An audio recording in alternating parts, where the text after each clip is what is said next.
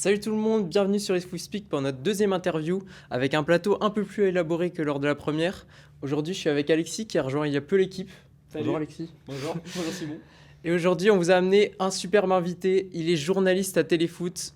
Bonjour Alexandre. Salut les gars, merci de me recevoir, très beau plateau, je kiffe. Franchement, je me sens à l'aise. Vous avez mis une petite écharpe du Barça là derrière qui est peut-être tombée. Ah, elle est déjà tombée. Pas plus mal parce que c'est Barça-Liverpool, donc ça m'a fait mal, ouais, je le dis, mais non, merci de m'accueillir, c'est cool.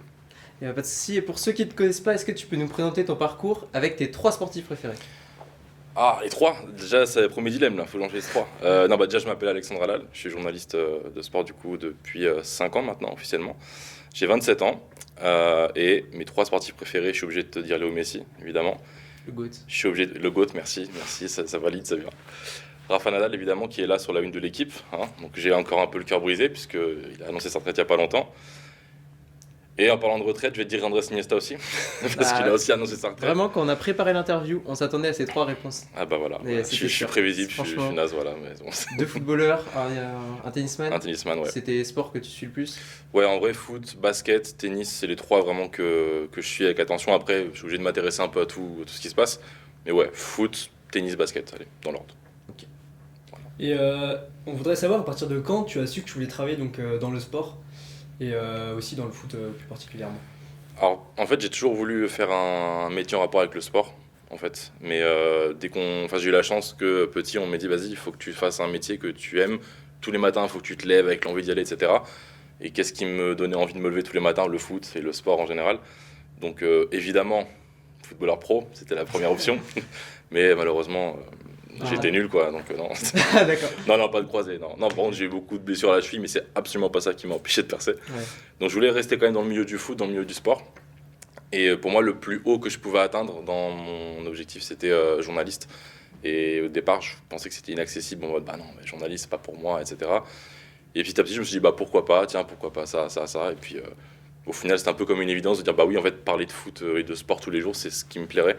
Donc voilà, c'est comme ça que j'ai une petite révélation au lycée, on va dire. Au lycée, ok. Ouais, Donc, au ça lycée. c'est au fur et à mesure cette envie Ouais, c'est ça. d'être journaliste ou d'être dans le sport. Ça s'est vraiment confirmé au lycée. Ouais. Ok. Au lycée, je me suis dit, allez, je me donne tous les moyens pour devenir journaliste sportif. Et aujourd'hui, tu es dans plusieurs médias un petit peu, tu fais plusieurs choses. Tu peux nous dire un peu tout ce que tu fais? Alors, actuellement, je travaille que pour Téléfoot, donc en pige. Donc, pour ceux qui ne savent pas ce que c'est être pigiste, c'est qu'on n'est pas en contrat, donc on n'est pas en CDI ou en CDD avec un média, mais on peut travailler pour plusieurs médias. Donc, ça fonctionne un peu comme l'intérim, c'est-à-dire on nous appelle, tiens, bah, t'es dispo tel jour, tel jour, tel jour. Ou alors nous, on peut proposer aux médias, je sais pas, j'ai une interview avec un tel, etc. Ouais. Donc, on peut bosser pour plusieurs médias. Actuellement, je travaille très souvent avec Téléfoot. C'est là où j'ai commencé à faire mes premières piges, là où j'ai fait mon stage de fin d'études aussi. Donc je connais bien toute l'équipe et c'est vraiment très cool. Et du coup, depuis 2019, j'ai fait plusieurs médias, donc au MyGoal pendant un an et demi, Foot Mercato pendant plusieurs mois. J'ai aussi fait correspondant sur Paris pour des médias espagnols et sud-américains, pour un certain Argentin qui a décidé de signer à Paris en 2021. On connaît pas. On connaît pas, je sais pas qui c'est, voilà, mais non, mais en vrai c'était une bonne expérience aussi, mais on va dire si je dois choisir un média dans lequel je me sens le plus à l'aise et dans lequel j'ai pu travailler, c'était Téléfoot. Ok. Et il me semble que tu fais aussi des petites capsules vidéo pour Unibet. Je t'ai déjà vu sur mon feed TikTok. Ok, non, bah c'était l'année dernière, enfin la saison dernière, c'était sur 6 mois. Mais ouais, effectivement, Unibet, on a travaillé ensemble sur 6 mois pour que je sois leur incarnant sur TikTok. Mais voilà, c'était un contrat de 6 mois et maintenant je travaille plus avec eux. Peut-être on travaillera ensemble à l'avenir, mais pour l'instant, c'est vraiment que Téléfoot. Ok. Mais donc, du coup, comment tu fais pour jongler entre tous ces médias? Est-ce que tu as une journée type ou est-ce que du coup ça varie énormément? Ça varie beaucoup parce que ça dépend s'il y a des tournages de prévus, s'il y a l'actualité qui change aussi, ça peut varier. Mais en général, on est en constante, enfin je dis on, les pigistes, on est en constante recherche de ce qu'on pourrait faire, genre avoir une interview, avoir un reportage, parler de tel sujet, etc. J'ai pas vraiment de journée type. Tu vois, une journée type, on va dire, quand je travaille à Téléfoot pour faire la quotidienne ou voilà, faire une présentation, pardon. Ça peut varier allez, je commence à 9, enfin, j'arrive à TF1 9h, 9h30 et voilà, le temps que je fasse la quotidienne jusqu'à 18h, 18h30. Ouais, c'est une journée de bureau normale, on va dire. Et quand il y a des tournages ou des événements comme match Espagne-France, là, des streamers, là on compte pas 16 heures évidemment, c'est tout un week-end ou la préparation aussi avant. Donc il y a beaucoup de préparation aussi chez moi, notamment pour une interview. pense que vous savez de quoi je parle. Donc, ouais, préparation et voilà, tout simplement être en constante recherche. Ça fait partie du métier, tu vois, être curieux, être dire vas-y, qu'est-ce que je peux faire, je m'intéresse à ce sujet-là. Tu travailles des heures sur un sujet, au final tu te dis non, c'est de la merde, on change, on passe à autre chose. C'est toi plus souvent qui propose les sujets? Très souvent. Ça dépend, en termes d'interview, oui. Parce que, après, ça dépend beaucoup avec les promos aussi. Par exemple, si, je sais pas, là, par exemple, il y a le film 4-0 qui va sortir. Il y a Pogba qui joue dedans, il y a Caris. Ils vont être en journée promo, donc tu vas peut-être essayer d'aller chercher des interviewés sur les journées promo. Parfois, tu fais les démarches vers les joueurs, vers les entraîneurs, vers les présidents, etc. pour proposer des interviews. Et parfois, c'est carrément le média qui dit bah tiens, si tu veux, là, on a une opportunité avec telle personne, ça t'intéresse. Voilà. Mais on va dire que le chemin plus court, le plus souvent, c'est moi qui propose au média. Okay. Voilà. Et donc, c'est quoi le projet pour la suite? Est-ce que tu aimerais bien rester dans un seul média ou est-ce que justement tu aimes bien cette liberté et cette polyvalence? Alors, la saison qui vient de se terminer, j'avais beaucoup de liberté, mais j'avais pas mal de. Toutes mes semaines étaient assez chargées. Entre téléfoot, je rebossais aussi un peu avec Omegle en freelance et Unibet. Du coup, donc toutes mes semaines étaient bien chargées, c'était cool. Après, me poser dans un média, ça me plairait aussi. Et tu vois, avec Téléfoot, quand je dis je connais vraiment tout le monde dans toute l'équipe, c'est vraiment c'est toujours un plaisir de bosser avec eux. Donc, si à l'avenir, ouais, je m'imagine potentiellement travailler que à Téléfoot, pourquoi pas.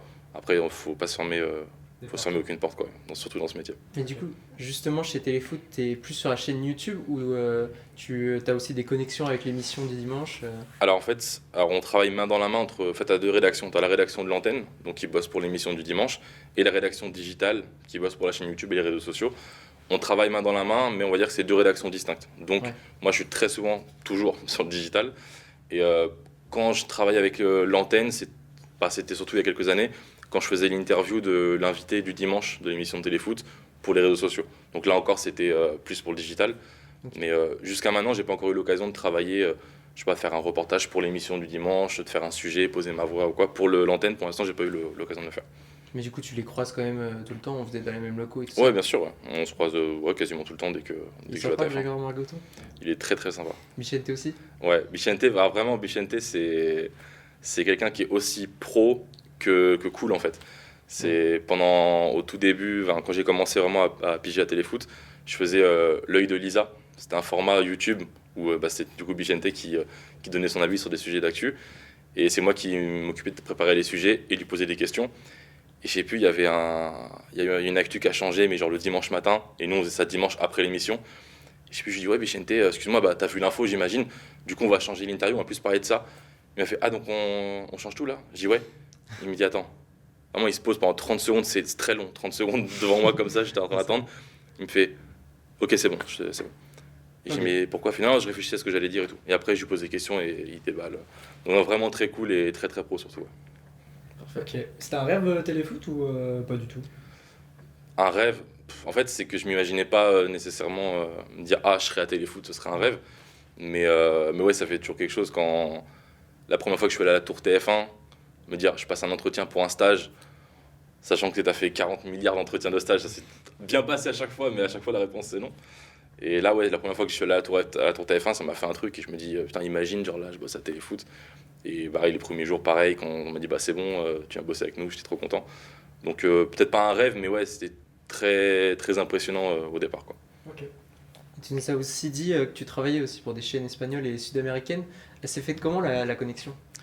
Alors la connexion, bonne question, même moi je sais pas. Comment la première fois ah oui, si, ouais, c'est un truc de fou. C'est époque Covid, donc en 2021.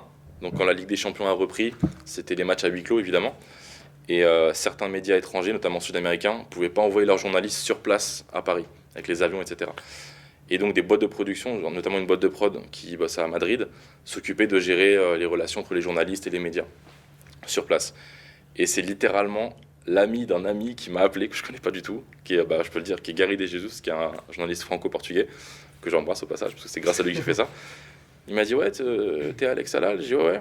Et donc il m'a appelé de la part de Yacine Enfaoui, qui est journaliste à Téléfoot, que j'embrasse aussi d'ailleurs. Et il m'a dit ouais, on m'a présenté, on m'a dit que tu parlais espagnol et que... Je dis ouais, c'est ça, ouais. Alors écoute, je te propose un truc, c'est que moi j'ai une boîte de prod qui est venue vers moi, qui a besoin d'un journaliste pour le match PSG-Barça, au Parc des Princes en Ligue des Champions. Au départ, il me dit, pour commenter sur Facebook Live. Je dis, ouais. Et à ce moment-là, c'était encore l'époque Covid, j'avais pas de taf et tout. Donc évidemment, tu me dis, parle du Barça, donc oui, je veux dire oui, oui. Donc je dis, ouais, bien sûr. Et il me dit, on m'a proposé à moi, mais moi je couvre déjà le match pour une télé portugaise. Du coup, j'ai demandé à Yacine, parce que Yass parle bien espagnol aussi. Et il m'a dirigé vers toi. J'ai dit, ok, bah, chaud, vas-y, envoie-moi les contacts. Et c'est comme ça que ça s'est fait. Et au final, j'ai appris de fil en aiguille que commenter sur Facebook Live, c'était un bord-terrain en fait. Un duplex bord-terrain, ouais. Et il me dit, t'as déjà fait ça? Et je n'osais pas dire non, parce que s'ils me disent, bon, bah, on passe à quelqu'un d'autre, je dis, ouais, j'ai déjà fait ça. Envoie-moi des vidéos.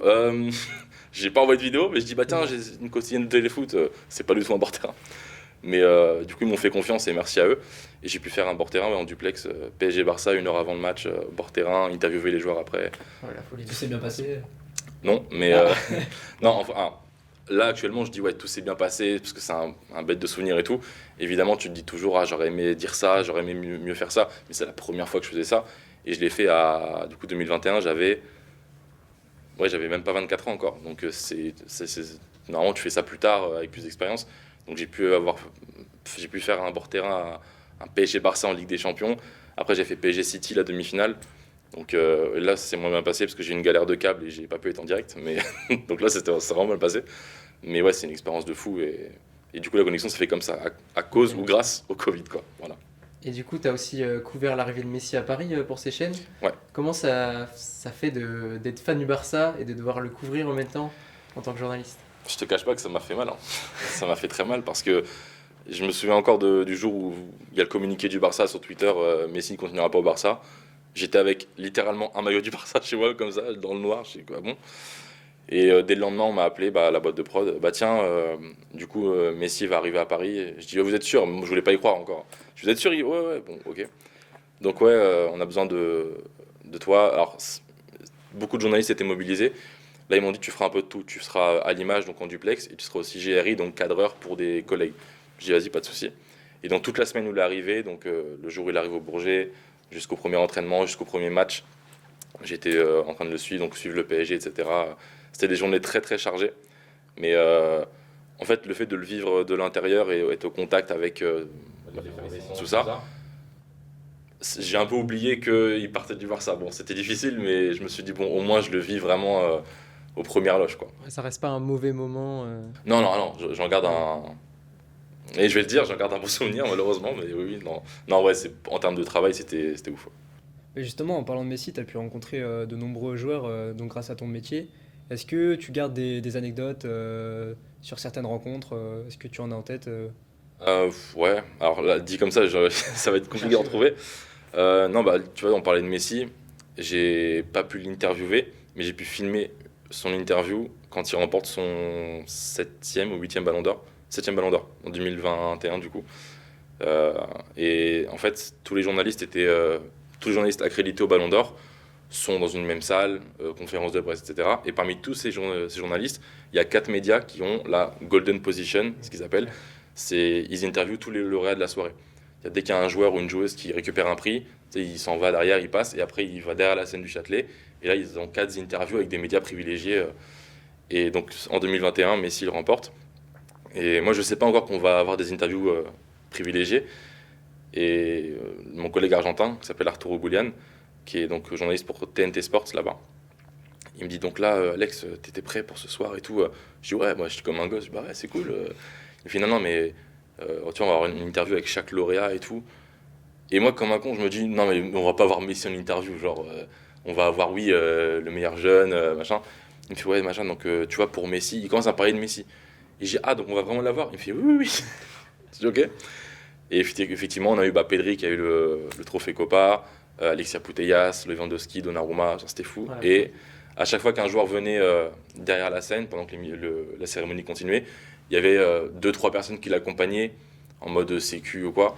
Quand Messi arrive, il y a 50 personnes qui arrivent dans la salle et tu sens l'aura du gars. Tu dis, même s'il est petit ou quoi, tu te dis ah ouais, c'est quelque chose. Et j'ai pu avoir une vidéo de... Genre, quand Messi est venu devant la caméra, donc il reste professionnel quand même, lâche pas ta larme maintenant là. Et donc dès que mon collègue a commencé à l'interviewer, il est à moins d'1 mètre de moi, et je le vois porter son ballon d'or, je vérifie que le son, l'image, tout est bien. Je dis bon vas-y kiffe un peu quand même et je le regarde comme ça comme un gosse et j'ai une vidéo de mon reflet dans son ballon d'or tu vois qu'il tient dans ses mains. Non, c'est fou. Et ça ouais c'est peut-être ma vidéo préférée par rapport à mon taf évidemment. Ouais. Sinon c'est les vidéos de ma famille, mes vidéos Ouais, préférées évidemment. Bien sûr. Mais non ouais ça c'était tu vois c'est un souvenir qui me reste en tête et c'était Ok. ouf ouais. Et du coup, c'est quelque chose qui te faisait rêver ce contact avec les joueurs, même aujourd'hui encore, j'imagine. Ouais, bah en fait, être au plus proche de mon sport, en fait, de mon sport préféré, c'est, c'est quelque chose qui t'anime et qui est pas. Enfin, tu sens la chance que tu as d'être aux premières loges quand tu es en bord terrain, quand tu fais une interview. C'est pas genre tu rencontres un joueur dans la rue, t'es fan ou ah, on fait une photo, tu vois.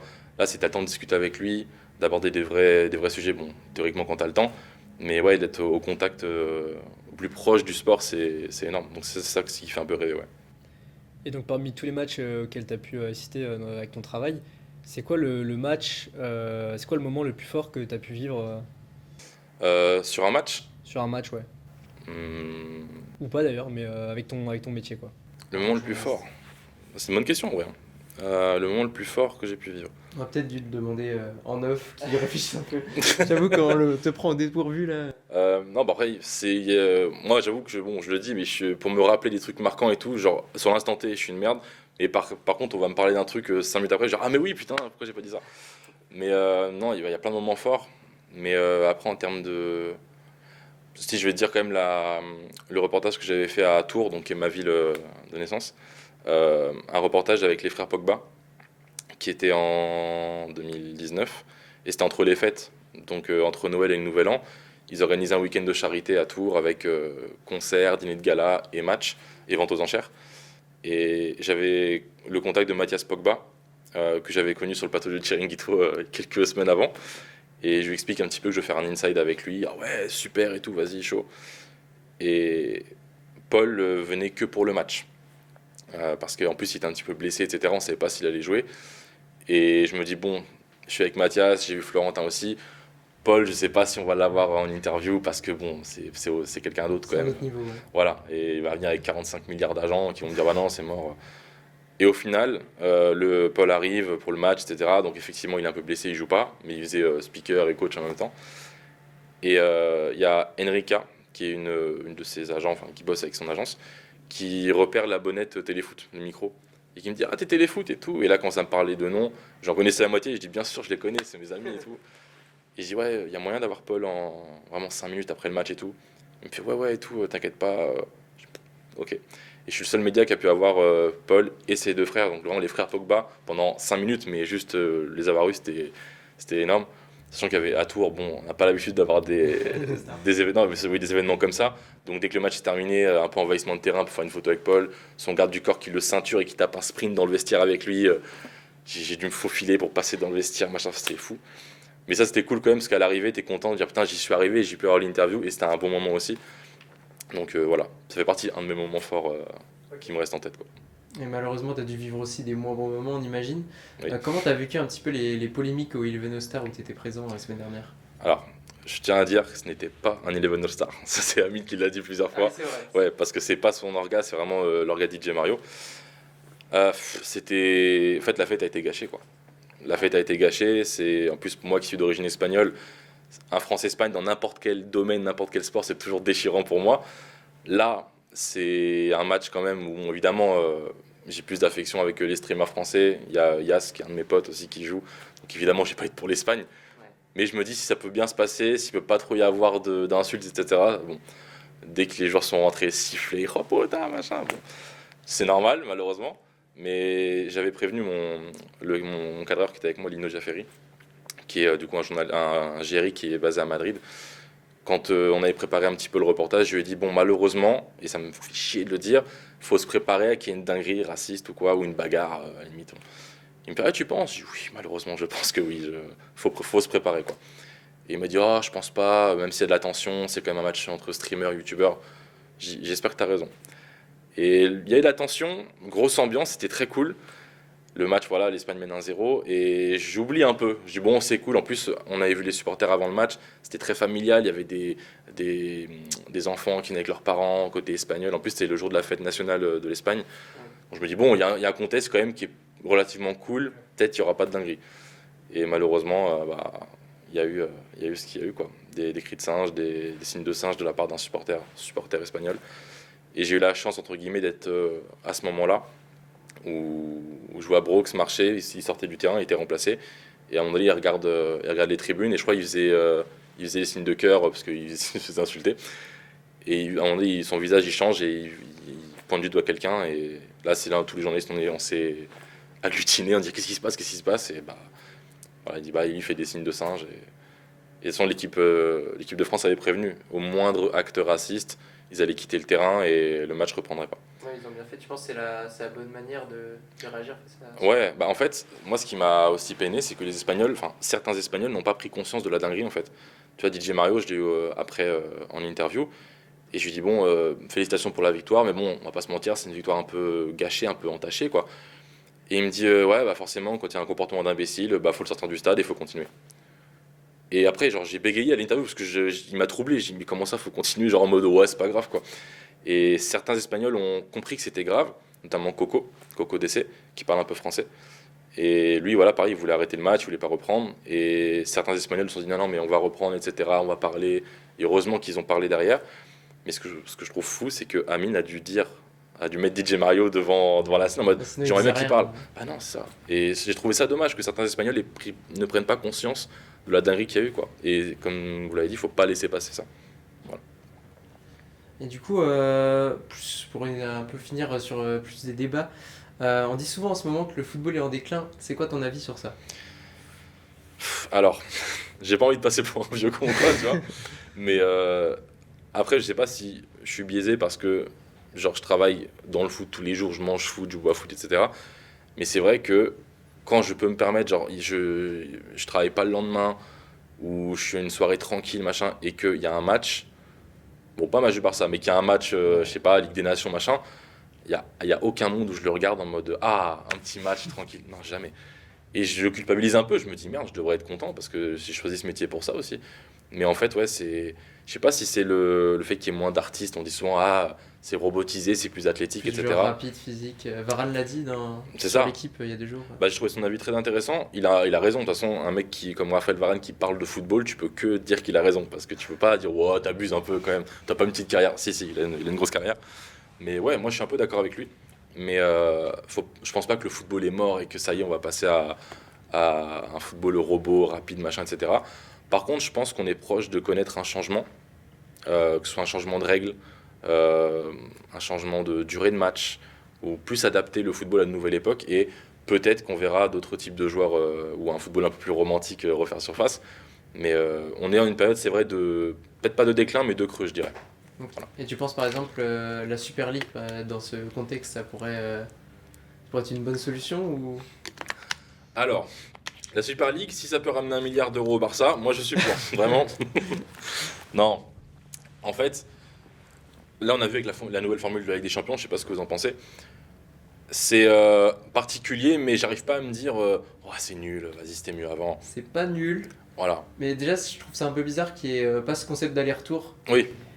Moi, je trouve que ça rend la qualification plus difficile. Mm. Le fait d'affronter jamais le même adversaire et de pas pouvoir se rattraper au match retour. Bah, c'est aussi excitant de se dire je sais pas, t'as manqué un match qui devait être un match facile. Ah bah là, il faut se rattraper contre au hasard le Bayern, mais ça te donne plus de motivation. Mais c'est vrai que qu'il n'y ait pas d'aller-retour, c'est un peu dommage de se dire on les accueillera pas chez nous en tant que supporters à domicile, machin. Il y aura d'autres équipes. Mais le système de play-off, 16e de finale et tout, j'attends de voir avant de me prononcer, mais pour l'instant, je trouve que ça va. Je m'attendais à pire, perso. Mais Ça rajoute encore des matchs pour les joueurs qui se plaignent beaucoup de ça. c'est ça, c'est le point négatif. Et après, avec la Super League, ce sera le même topo. Il y aura plus de matchs. Et bon, il n'y aura pas Super League et Ligue des Champions. Je pense que les équipes devront choisir si la Super League voit le jour. Mais d'un côté, tu te dis la Super League, évidemment, c'est censé être que des grosses équipes. Donc tu devrais kiffer. Mais au final, la beauté d'une Coupe d'Europe aussi, c'est d'avoir des déplacements dans des pays qui ne sont pas forcément nécessairement des pays de foot. Et toi, je parle avec un ami à moi qui s'appelle William Brouillard, que je passe le bonjour d'ailleurs, qui est fan de l'AG Auxerre. Et il me dit, moi, mon rêve, non, j'abuse, il n'a pas dit ça. Il dit, moi, je veux que l'AGA aille en Conference League pour faire des déplacements à Karabag, à Slovan Liberec et tout. Genre. En fait, je me dis, ouais, quand c'est vrai que c'est tout con, mais de faire des déplacements comme ça, c'est pas, oui, tu vas pas à San Siro, au Camp Nou, machin, mais c'est quand même des histoires de Coupe d'Europe, quoi, avec ton club. Donc je me dis que la Super League, c'est peut-être bien, mais ça fait un peu un concept entre riches, quoi. Ouais, c'est ça. Donc moi j'attends de voir la Formule Ligue des Champions, ça va au bout. Si c'est le Real qui la gagne encore, je dirais que c'est naze, mais voilà. Au moins, là, ils ont perdu contre Lille et ils pourront pas se rattraper. C'est ça. Ça. J'étais content d'ailleurs. Et même sinon, au niveau de l'équipe de France aussi, je sais pas ce que t'en penses, j'ai l'impression qu'il y a quand même un détachement des supporters ces derniers temps avec l'équipe de France. Bah, je crois qu'on l'a vu là à la tournée, il y a eu beaucoup moins d'audience. Je sais pas ce que t'en penses, est-ce que tu sais pourquoi, est-ce que t'as un avis là-dessus? Je pense que c'est normal qu'il y ait une période de creux aussi, parce on sort quand même d'une période où on était champion du monde 2018, on fait finale de Coupe du Monde 2022, même si on va un peu avant, finale de l'Euro 2016. On a mangé du caviar quand même pendant pas mal d'années. Donc là, ouais, forcément, quand tu as les joueurs qui commencent à prendre leur retraite, il faut qu'il y ait un roulement, que certains joueurs prennent du temps avant de s'adapter. C'est normal que on ait le réflexe de ah, c'était mieux quand même l'époque d'avant, machin. Mais donc pour moi, c'est un cycle qui est assez normal, parce que tu peux pas avoir surtout en sélection nationale, tu peux pas avoir une équipe qui va rester au top pendant 20 ans. Mais je pense que ça va. Enfin, vu le vivier français, je me fais pas trop de soucis pour l'avenir. C'est un passage de transition en quelque sorte, quoi. Exactement, c'est ça. Mais malheureusement, peut-être qu'on connaîtra des défaites en phase de poule, je sais pas, et tu diras bon bah oui, faut qu'on avance comme ça. Mais vu la qualité de joueurs qu'on a en France, je me fais pas trop de soucis. Il faut toujours travailler avec Didier Deschamps pour toi. Ah, attention, avoir un gros avis. Prochaine question. Non, ça fait très longtemps qu'il est là. Et il faut respecter, attention. Après, moi, je suis pas fan de son identité de jeu. Il faut respecter quand même ce qu'il a fait pour l'équipe de France en tant que joueur et en tant qu'entraîneur. Maintenant, oui, je pense que si tu as un roulement, tu as un changement de joueur, tu dois aussi avoir un changement au niveau de la direction et surtout au niveau du staff. Ça me semble logique. Après, je dis pas que c'est bon, il est nul, faut le tèche. Non, respectons quand même Monsieur Deschamps. Mais oui, je pense qu'incessamment sous peu, peut-être avant la Coupe du Monde 2026, mais j'en doute, s'il peut y avoir un petit changement, en tout cas quoi qu'il arrive, après 2026, il y aura une grosse transition et oui, il faut partir sur un nouveau cycle. Et tu verrais Zidane dans ce rôle ou quelqu'un d'autre? J'arrive pas à voir quelqu'un d'autre en fait, c'est ça. Ça fait longtemps. Le peuple veut Zizou quoi qu'il arrive. Et je pense qu'on y aura le droit quoi qu'il arrive. Est-ce que ce sera lui direct après Deschamps? Je sais pas. Mais quoi qu'il arrive, oui, je pense que c'est écrit, on verra Zizou sur le banc des Bleus. Et sinon, toi qui partages l'information footballistique, qu'est-ce que tu penses aujourd'hui, c'est compliqué. Enfin, comment dire avec l'avènement des réseaux sociaux, on est beaucoup spoilé. On peut le voir avec les listes des sélections, le Ballon d'Or. Qu'est-ce que tu en penses et c'est quoi l'enjeu pour les journalistes face à ça justement comment s'adapter? Bah, il faut s'adapter. Après, on n'a pas comment dire. On n'a pas comment dire, une recette pour dire bah voilà, faut faire comme ça, etc. Il faut toujours s'adapter aux changements de notre époque. Et après, on parle de spoil ou je sais pas de fuite. Par exemple, là, on a l'affaire Mbappé. Si tu veux vraiment être tenu au courant de l'info à la minute, tu peux. Donc, je sais pas si là, j'ai un tournage à 18h pour une vidéo qui sortira ce soir. Entre-temps, il va y avoir 45 milliards d'informations qui vont arriver. Et tu vas dire, ouais, bah, en fait, c'est obsolète déjà. Donc, il faut s'adapter. Et par exemple, tu vois, je pense à la quotidienne de Téléfoot. Depuis 2017, c'est une vidéo qui sort sur YouTube d'une dizaine de minutes qu'on tourne, on va dire, entre midi et 13h. Et le temps que le montage se fasse et tout, qui sera à 18h. Mais entre-temps, aujourd'hui, on peut plus se permettre de faire ça, puisque l'info change tout le temps. Tu vas avoir des infos qui vont pop à 16h, et on ne peut pas dire, attends, on va retourner, on va remonter ça va décaler la sortie. Enfin, et du coup, on a pris la décision de rester sur la quotidienne YouTube que pour les matchs de l'équipe de France. Dès qu'il y a des rassemblements, etc., on suit l'info, et comme TF1 est partenaire de l'équipe de France, on a plus d'inside, etc., c'est plus cool. Mais du coup, quand il n'y a pas de trêve internationale, on sort des Reels et des TikTok, donc 2 Reels par jour pour l'instant, sur l'info du moment. Si j'arrive le matin, j'ai c'est quoi l'info principale, voilà, je l'écris, on tourne, et le montage se fait plus rapidement. On n'en sort pas un midi et un autre à 17-18 heures.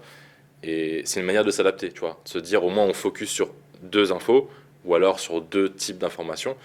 et on est sûr de traiter l'info en temps réel et pas de se dire ouais bon ça a le temps de changer, on verra, bah tant pis si entre temps il y a ça qui sort. Donc il faut savoir s'adapter, mais c'est pas toujours facile, quoi. Toi, et d'un point de vue un peu moins journalistique, plus personnel, qu'est-ce que tu en penses par exemple Fabrizio Romano qui nous spoil un petit peu tous les transferts entre guillemets ou le retour de Benzema en équipe de France qui avait été spoilé avant? Bah en fait c'est comme, ouais, comme quand on spoil une série, tu vois, tu te dis putain j'ai pas encore vu, mais c'est là, c'est même pas la série, elle est même pas sortie en fait, c'est lui qui nous dit, c'est comme si il est sur le tournage de la série, il est comme ça, il est en train de filmer et il nous spoil. Donc c'est dommage forcément. Après moi je respecte toujours ce type de travail là. Parce que on peut pas dire ouais c'est facile, il y a des infos, non il faut aller chercher les infos, tu vois. Mais tu vois un truc qui m'a étonné avec Fabrizio Romano, qui m'a surpris, j'ai toujours pas de réponse à ça, c'est quand l'été où Messi arrive au PSG, Mbappé commence à dire je veux aller au Real. Et c'est le premier été où on se dit ah ça y est peut-être que c'est ses derniers moments au PSG machin. Et je travaillais avec le Chiringuito à ce moment-là et on suivait Mbappé tous les jours avec potentiellement son futur départ au Real. Et on avait passé, sincèrement, je pense 6 heures devant le camp des loges, c'est un entraînement du PSG, pour attendre Leonardo qui est arrivé. Et l'entraînement était fini, les joueurs étaient partis, il restait que Leonardo. Et on attendait pour avoir une petite info, une petite interview. Bon, il se passe quoi avec Kylian, machin. On était, je pense, 4 ou 5 journalistes, espagnols, argentins. Vraiment, après, il y avait des fans du PSG qui attendaient pour des photos, mais il n'y avait pas d'autres journalistes. Leonardo sort, enfin. On va le voir alors, machin. Il nous dit juste une phrase, il dit ouais, je m'arrête juste par éducation parce que voilà, mais je peux vous dire que rien n'a changé, on continue de parler, voilà. Et il démarre et il s'en va. Nous, on a à peine le temps d'écouter les rushs, dire attends, il a bien dit quoi pour tweeter après l'info, parce que je dis bon, on a la chance d'être au plus proche de l'info, on va la tweeter. Ouais, autant aller plus vite. Exactement. On écoute, on dit ok, c'est ça, on tweet, et au moment où on tweet, Fabrizio Romano avait déjà tweeté. Il n'était pas présent avec nous. Je sais pas, c'est un fantôme ou quoi, il n'était pas là. Je me dis comment il a fait ce bâtard, il était même pas avec nous. Et je me dis, soit il a des alertes, genre sur le moindre tweet qui arrive, machin, et il copie-colle, et il reformule des phrases, une IA, je sais pas. Mais je me dis, il est quand même fort, parce qu'il était pas avec nous. Peut-être, je sais pas, il y avait un insider à lui qui était planqué, je sais pas où, je l'ai pas vu. Mais tu vois, c'est ça qui est fou. Et malheureusement, c'est la course à... Alors, c'est un peu dommage, mais la course à celui qui sera le plus rapide. Et théoriquement, quand tu es un bon journaliste, tu dois prendre ton temps, vérifier les infos, etc. Et aujourd'hui, il y a moins de ça, parce que tout le monde veut être le premier pour gagner plus de followers, plus de likes, machin. C'est ça qui est un peu dommage, quoi. Bah, merci beaucoup Alexandre. Merci à vous, les On va gars. passer un petit peu plus sur la partie où on fait avec tous les invités un quiz sport. Donc les questions, ouais, il y a 10 questions, elles vont Ok. être de plus en plus dures. Et donc on va voir, le premier a fait 3,5 sur 10. Ok. Donc, on va voir Ça me met combien la tu vas pression faire. déjà. Tu veux poser la première question? Allez, c'est parti. Alors, première question, comment s'appelle le stade de l'Angleterre? Stade de l'Angleterre. De Wembley. Parfait. Ah oui. C'est ça. Je me suis flippé. C'est vraiment Attends. pour l'instant c'est le plus facile. Ok, c'est le plus facile, Et petit ça va, à ok. petit. Combien Alcaraz a de grands chelems? Ah, ouais, ah, d'accord, on sort du foot, ok. Ouais, il y a Alcaraz. vraiment tous les sports là. 1, 2, 3. Il y en a 4. Parfait. Ok. 2 sur 2 pour l'instant. Vas-y, continue. Ok, je continue. La finale de la NBA cette année, donc en 2024. Est-ce que tu peux me donner les deux équipes? Et c'est là où il va pêcher. Putain, en plus, la NBA, j'ai pas trop suivi la saison dernière, j'étais dégoûté. Denver. Et Non. non. Non, c'est Ils l'année ont d'avant. gagné l'année d'avant. Avec Et Jokic, c'était putain. pas en finale cette fois-ci. Euh, On te laisse une deuxième chance. Ah, ouais, ok, j'allais dire au pire, c'est pas grave, mais. L'année dernière. Qui était le MVP déjà? Et franchement, là, Ah, c'est pas grave. je sèche. Non, bah, je sèche, désolé. C'était les Boston Celtics contre Putain. les Dallas Mavs. Putain, ben oui, donc titre. Là. En plus, j'ai un Faisal, un très bon ami à moi qui est fan des Celtics, il va m'en vouloir. Voilà. Mais bah. Est-ce que tu peux nous dire les deux pilotes de As? Donc en Formule 1. Ouais, Pour ceux qui ne savent merde. pas, on sait jamais. Je peux tenter des trucs à la con. Allez. Et on va me traiter de Formule X. Oscar Piastri, bien sûr, qui est un des deux. McLaren, dommage. Non, ouais, je sais pas. Ah, c'était Hülkenberg et Magnussen. Ok, ah, Magnussen, oui, c'est ça qui. Je vois maintenant. Mais ouais. Qui a gagné le Tour de France 2017? 2017. Si tu me dis ça, c'est que c'est un espagnol. 2017. Non, c'est pas un espagnol en plus. Indice, c'est pas un espagnol. Non, mais non, parce que j'ai vu avec le sourire, je me dis, ça va te faire plaisir. Non. Ouais, non. Désolé. 2017, c'est pas Chris Froome? C'est oui, c'est ça. Ok, c'est bon. Ça va. 3 points. Qui a gagné le top 14 en 2018? Je vais te dire le Stade Toulousain. Non. Non, dommage, ça aurait été un peu trop facile. C'est Castres. C'était Castres, ok, bon. Donc là, on rentre vraiment sur les questions plus dures, normalement. Oh putain, je suis dans la merde. Cite 5 athlètes individuels français médaillés d'or au JO. Individuel? Ouais. Bon, bah, Léon Marchand, déjà. Joris Dodé. Oui, joli. Ah, bah, Teddy Riner, effectivement. Non, désolé, j'aurais pas. Pauline Ferrand-Prévôt. Bah, oui, putain. Bon, 8e question, qui est le finaliste donc de Rafael Nadal à Roland Garros en 2013? en 2013. Oh, putain, en plus, c'est pas comme s'il avait gagné 14 fois ce tournoi. 2013. Est-ce que 2013, c'est pas David Ferrer? C'est ça, C'est ça, ok, voilà, ça. 4 points. C'est Ou bon. 4,5. Je suis On pas verra dernier, toujours, je suis toujours pas décidé. Quel joueur européen a remporté la médaille d'or lors des 2 derniers Jeux Olympiques de badminton? On passe sur des sports un petit peu plus. Joueur européen, t'as dit? Oui. Ah, bon, moi, je l'aurais pas, alors, c'est sûr. Axel Sen. Ah, merde. Non, je l'ai pas. Non, ça, Je c'est l'ai pas, exactement. Ok. Et pour finir, est-ce que tu peux nous dire les buteurs de la finale de Ligue des Champions 2004? 2004. C'est Porto-Monaco, ça. Il y a eu 3 buteurs pour t'aider. Ah ouais. Voilà, j'aurais Là, pas. c'est la question 10. C'est Ouais, bah, c'est on va sûr. dire. Je sais pas si Deco il marque, je crois pas. Je vais quand même Je te tenter Deco. l'accepte. Déco. Ok, Ça la fait Deco. Putain, les autres. Est-ce que Georges Costa marque? Non, je suis pas sûr. Non. Carlos Alberto Gomez Non, je l'aurais pas eu. et Dimitri Alenichev. Non, bah j'aurais pas. Non, ça, voilà. j'ai C'est pas la de question regret, 10, c'est bon. normalement, elle est pratiquement impossible, mais Ok. faut la Bon, tenter. donc 4 ou 4,5 quoi. Allez, on va dire 4,5. C'est quand même pitoyable, hein, sur 10. Putain. De Franchement, toute nos façon, moi je questions suis pas sont pas journaliste faciles. sportif. Hein. Je viens ici pour rigoler avec vous. Moi, c'est pas... Mais on attend le jour où il y aura quelqu'un qui nous fera un 9 ou... Ouais, voilà. Là, franchement, ce sera le boss. Donc, on va passer sur l'interview 60 secondes. Ok. Donc 60 secondes pour répondre aux plus de questions. Mbappé ou Haaland? Haaland. Ton entraîneur préféré? Guardiola. Inter ou AC Milan? Ah, c'est Milan quand même. Jouer au foot ou regarder du foot? Jouer au foot tous les jours. Le joueur que la street n'oubliera jamais? Atem Ben Arfa. Ton ballon d'or cette année? Ah, cette année. Oh là là, Rodri, évidemment. Le plus beau stade au monde? Je vais quand même te dire la Bombonera quand même. Pelé ou Maradona? Maradona, évidemment. Le plus beau but de tous les temps? Certainement un but de Messi. Après, t'as le choix. Vraiment, il y en a tout ce que tu veux. Fekir ou Cherki? Fekir quand même, Nabil. Mourinho ou Ancelotti? Oh, la peste ou le choléra. Non, Ancelotti quand même. Haaland ou Yanou? Ah, je suis plus fan de Yanou. En termes de jeu, hein, on parle, de foot. Oui. Yanou. Fekir ou Payet? Dimitri Payet quand même. Neymar ou Rony? Je pense que je vais dire Neymar. Margoton ou Gilardi? Ah là, c'est trop dur. Je vais Grégoire Margoton, évidemment. Liga ou Bundesliga? Liga, 1000 fois, toujours. Non, Ligue 1. Ah, Ligue 1. Liga, oui. Liga ou Bundesliga? Ah, ouais, Ligue 1 du coup, ouais. Ligue 1. Ouais, je crois que... On est bon? Les questions. Top. Franchement, magnifique.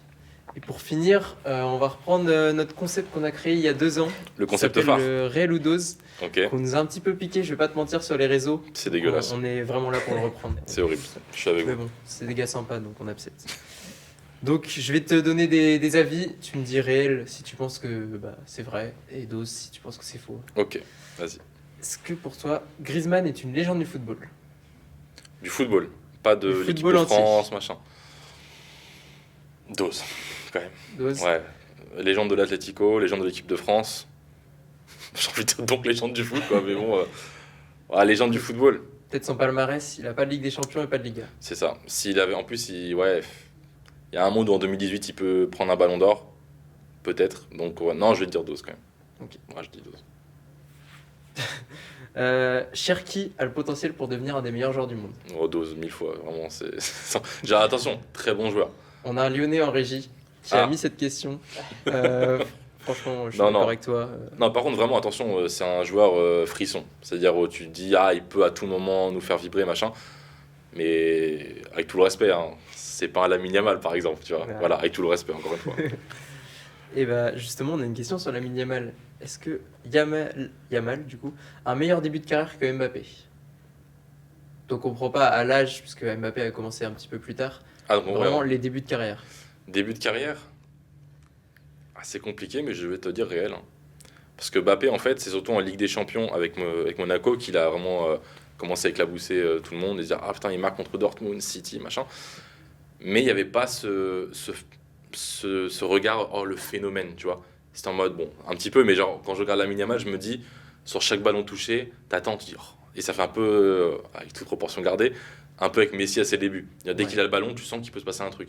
Et Lamine, pour moi, c'est ça. Et là, en fait, là où il a été très fort, dans la précocité, c'est qu'il s'est rendu indispensable au Barça et en sélection espagnole. Et c'est pas genre, oui, bon, il est dans le 11 et il joue un petit peu. Non, il est décisif, tu vois. Indiscutable. Voilà. On se rappelle la demi-finale contre l'équipe de France. Donc, Ça donc fait non, mal. ouais, j'ai envie de te dire réel quand même. Sur le début de carrière, réel. Et pour toi, Salah est le meilleur joueur africain de l'histoire. De l'histoire? Ouais. Non, Dose. Dose. Pour toi, Eto'o ou Wea pour être devant? Samuel Eto'o. Alors, Wea, malheureusement, j'ai pas vu jouer et Ouais. je suis très peu documenté sur Georges Weah, donc je pourrais pas te dire, ah, bah, bien sûr. Il a un ballon d'or. On peut Il pas a, lui enlever il a un ballon ça. d'or, évidemment. Mais ouais, des Samuel Eto'o, certains Camerounais te diront. Certains Sénégalais te diront El Hadji Diouf, mais bon, je pense pas. Non, en vrai, Eto'o, même un Drogba, pour moi, ça rivalise avec Salah aussi. Ah ouais. Je respecte Mo Salah, attention, mais de l'histoire, non. Donc je dis Dose. Dose.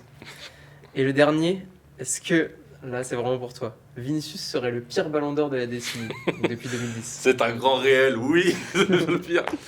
Non, alors encore une fois, moi je suis très honnête, hein. C'est potentiellement le meilleur joueur du monde à l'heure actuelle, pas en tout cas sur la dernière saison. Après, en fait, c'est le sentiment de tous de se dire, ah ouais, il va être ballon d'or. C'est en mode, ah donc là on en est là quoi. C'est quand même Vinicius, C'est vrai. attention, hein. Mais on se dit pas, tu sais, il n'y a pas une évidence en mode, ouais, bah ça va être Vinicius. Tout à l'heure j'ai dit Rodri parce que je voulais pas dire un joueur du Real, mais en vrai, un Rodri, on peut se dire, encore une fois, on se dira, ah ouais, Rodri. Mais quand tu regardes un peu la saison, tu te dis, Son bah en fait, ouais, importance, important, c'est tu récompenses pour une fois, pas forcément le buteur, etc. Mais en vrai, entre Vinicius ou Bellingham, je préfère que ce soit Vinicius, honnêtement. Donc Ouais. après, le pire de l'histoire, il doit y en avoir des pires, donc je vais quand même être. Non, depuis 2010.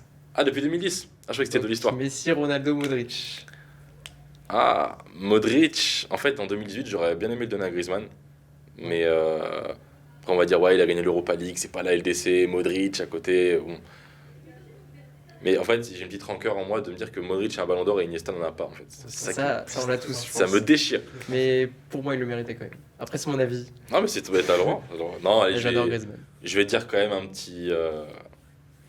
Non, je veux dire c'est réel. Oui, c'est le C'est pire depuis réel. 2010. Voilà, j'ai envie de me mouiller. Voilà, c'est le pire. Et ben, on finit sur ça. Allez. Je pense que c'était un meilleur moyen de finir. sur ça. Oui, ah, bah, toujours en crachant sur le Real, c'est toujours la meilleure des manières. Donc, Bah, merci beaucoup, Alex. merci à vous, les gars. Merci beaucoup de l'invitation, c'est très cool. Merci à tous de nous avoir suivis pour cette interview. On se retrouve sur tous les réseaux. Voilà, on a beaucoup de vidéos sur TikTok, sur YouTube qui arrivent. Donc suivez-nous, restez branchés.